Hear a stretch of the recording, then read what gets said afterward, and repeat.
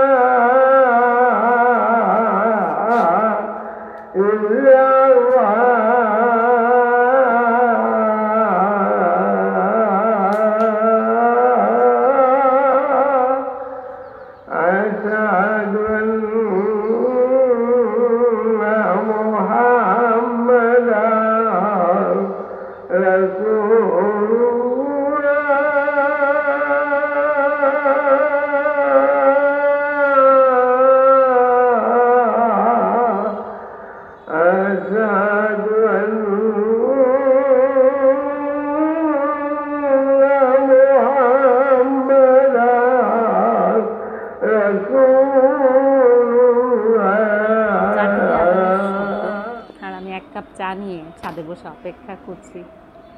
এই প্রকৃতি এই পরিবেশটা আমি খুব বেশি পরিমাণে ভালোবাসি, কিন্তু জানি না কেন এই প্রকৃতি এবং পরিবেশটা আমি সারা জীবনের জন্য পাচ্ছি না।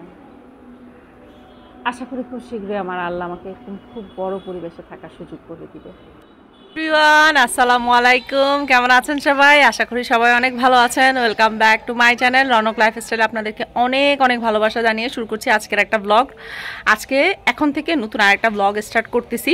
আমার বাড়ির ব্লগগুলো না কেন জানি বেশ বড় হয়ে যায়। দেখা যায় যে 15 মিনিট 20 মিনিট, 15 মিনিট না 20 মিনিট 25 মিনিট, তারপর 30 মিনিটেরও ব্লগ রেডি হয়। কিন্তু হচ্ছে এটা আমি অনেক ভিডিও কেটে দেই, অনেক ভিডিও স্পিড বাড়ায় দিই, কিংবা অনেক ভিডিওর কাটসাট করে ছোট করে সেটাকে 15 থেকে 19 মিনিট কিংবা 20 মিনিটের জন্য রেডি করি।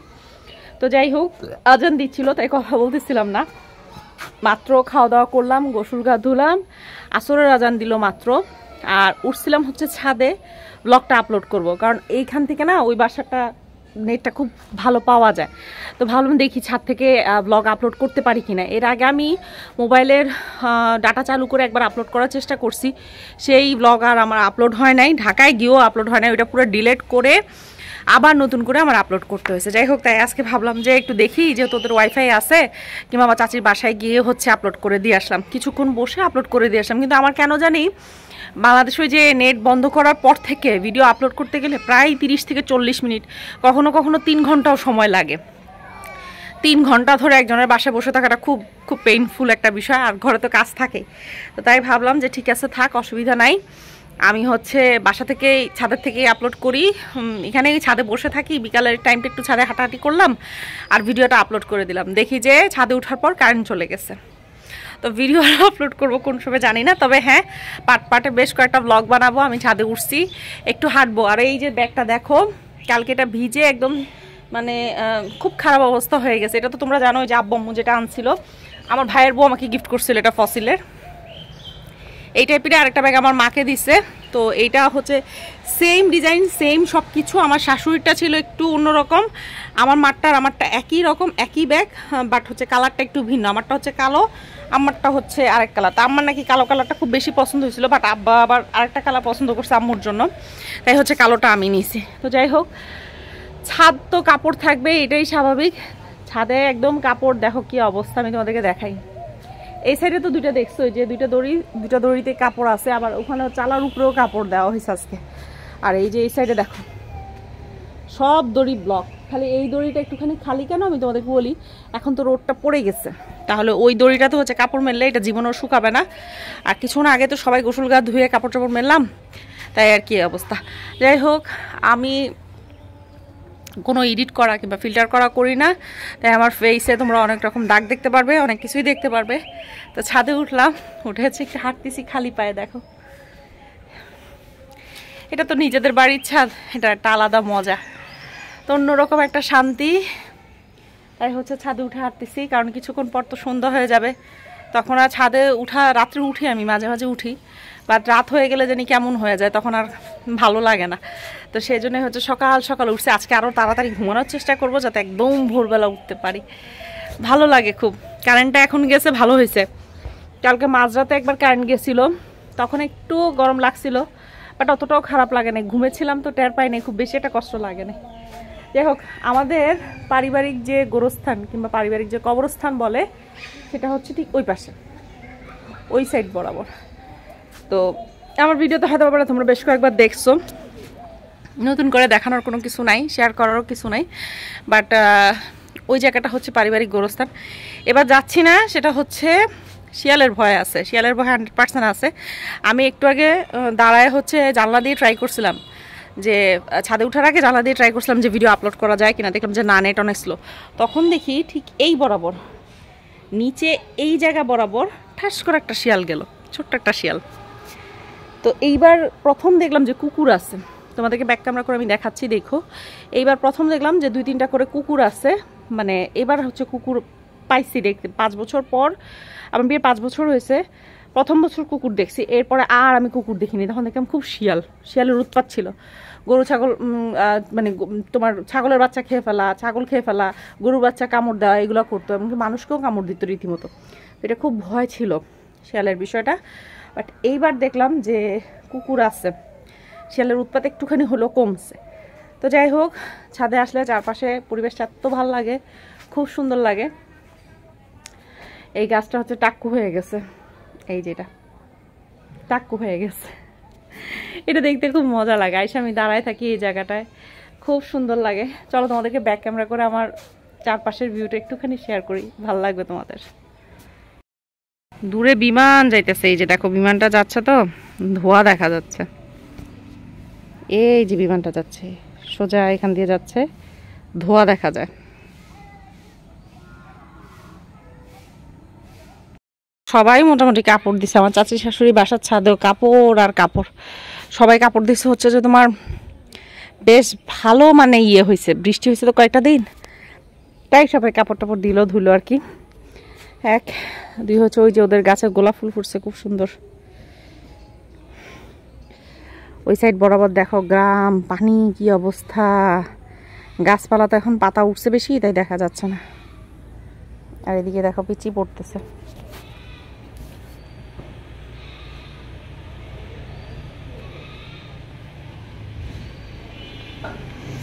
পড়াশোনা করতেছে।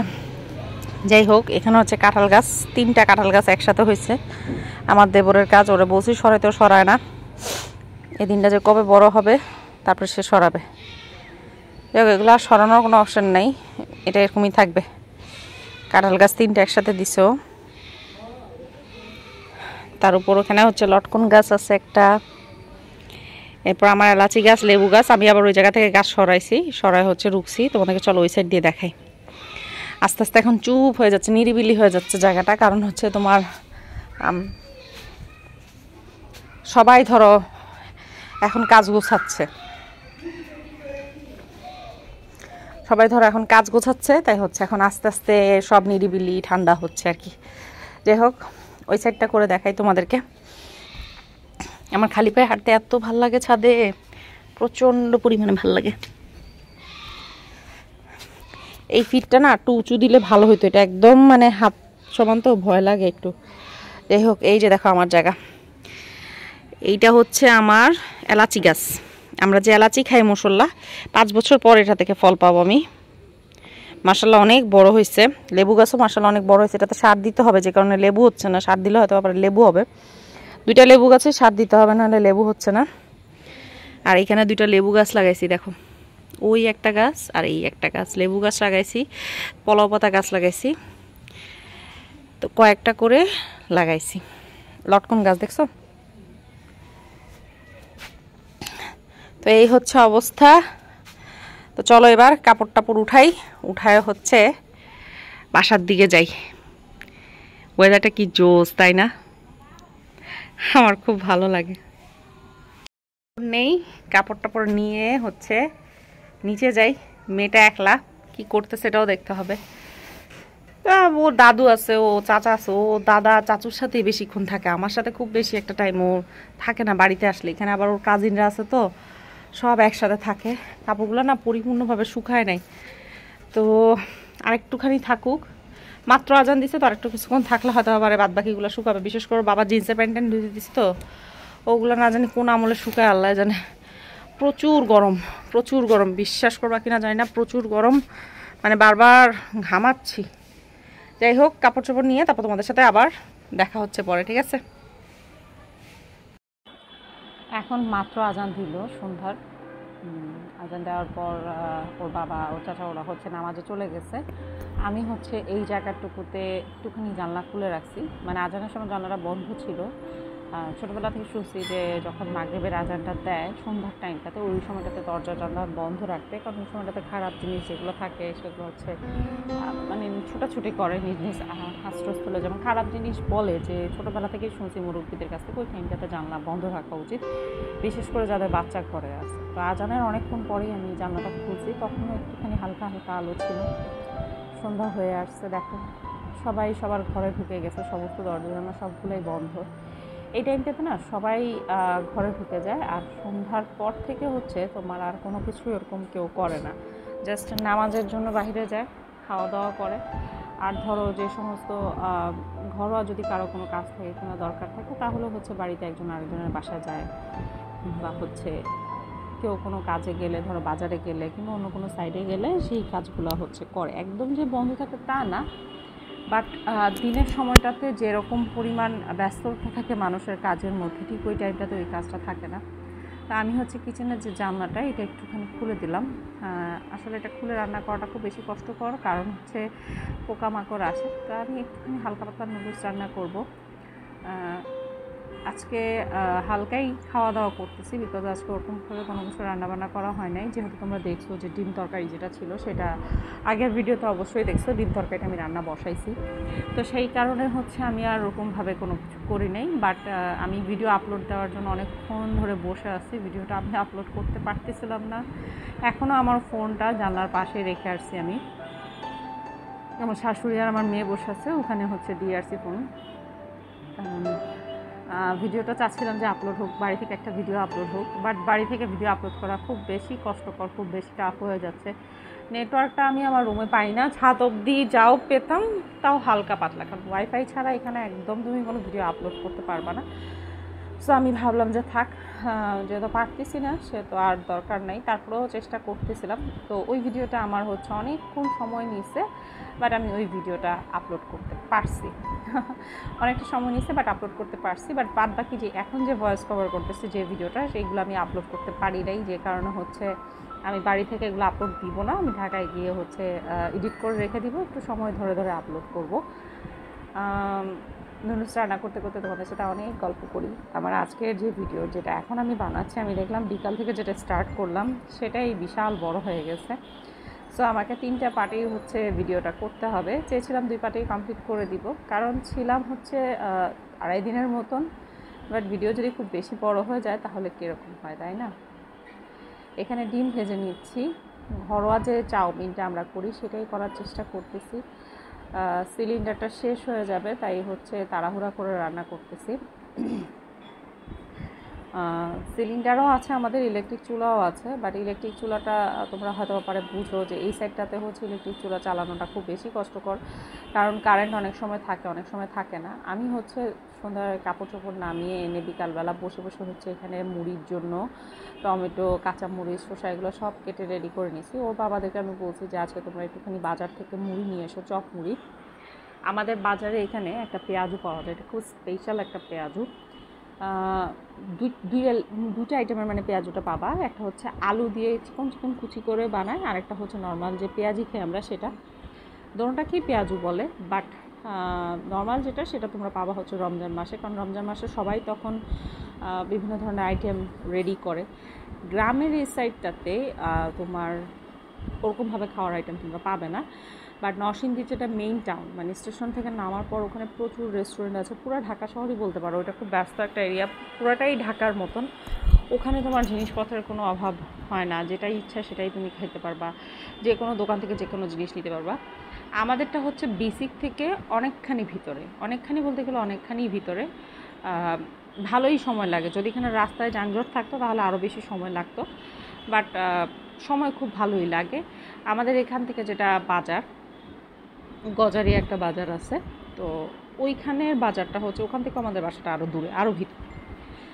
তো কোনো কিছু লাগলে কিংবা ধরো কোনো ওষুধপত্র বলো কিংবা যে কোনো জিনিস বলো গজারিয়া বাজার থেকে আনতে হয়। তো এই জন্য হচ্ছে যে আমরা সবসময় চেষ্টা করি, মানে আমি যেদিন এই যে এখন রান্নাবান্না করতেছি দেখতেছো, ওই দিন হচ্ছে আমি চা পাতা আনি নাই, দুধের প্যাকেট আনতে ভুলে গেছিলাম।